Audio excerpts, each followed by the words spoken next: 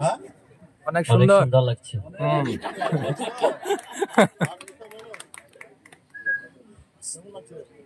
অনেক স্মার্ট। আচ্ছা, তাই যদি হয়ে থাকে, তোমরা এই যে আজকের দিনের আগে তো নাম বললে ডাক্তার না কোনো কিছু ওই কানি ও কোনা, হ্যাঁ, কি সম্বোধন করতে আগে বলো তন্ময়? কিছু নতুন কিছু নাম দিছ? হ্যাঁ, দাও নাই? ওই ওই নাকি বলতো? আচ্ছা, তুমি এখন এই তোমার মালা একটু খোলো, তোমার ওইকে একটা ভালোবাসার একটা কথা দিয়ে তুমিও খোলো। তুমি তোমার একটু মুখোমুখি দাঁড়াও একেবারে নিগ্রহ। হ্যাঁ, তোমার ওইকে ভালোবাসার একটা কথা বলে তুমি এই মালাটা পরাই দাও। আই লাভ ইউ না দাদি।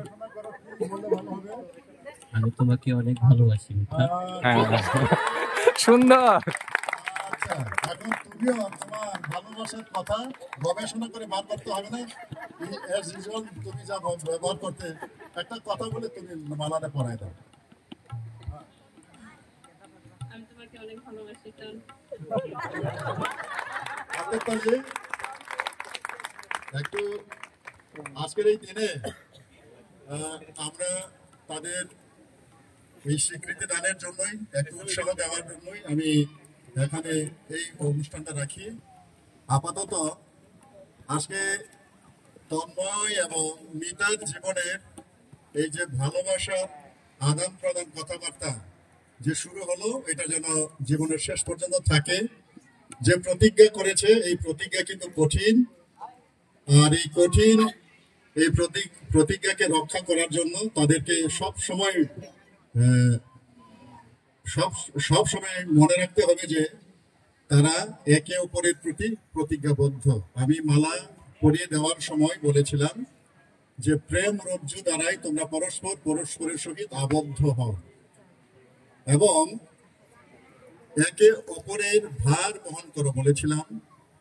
এর মধ্য দিয়েই খ্রিস্টের ব্যবস্থা সম্পূর্ণরূপে পালিত হয়।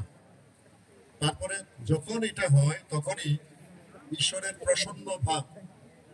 প্রসন্ন ভাব মানে তাদের প্রতি যে প্রভুর কৃপা অনুগ্রহ, তাদের প্রতি যে প্রভুর যে অনুগ্রহ, এটা সব সময় বজায় থাকবে। আর বাইবেল পাঠে আমরা জেনেছি প্রথম করিন্থীয় 13 অধ্যায় 4 থেকে 7 এবং 13 পদে অনেক কঠিন বাধা বিপত্তির মাঝেও এই বাইবেল যেন তোমরা সব সময় পাঠ করো। আর তোমরা যেহেতু প্রতিজ্ঞা করেছো সব সময়